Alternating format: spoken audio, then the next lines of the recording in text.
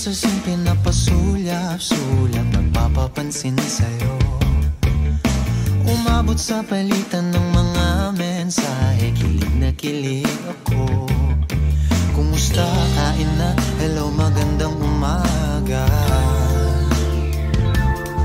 Ingat ka, pahinga, huwag kang masyadong magpupuyat pa. Naramdaman ng puso na dahan-dahan na pong nahuhulog sa'yo.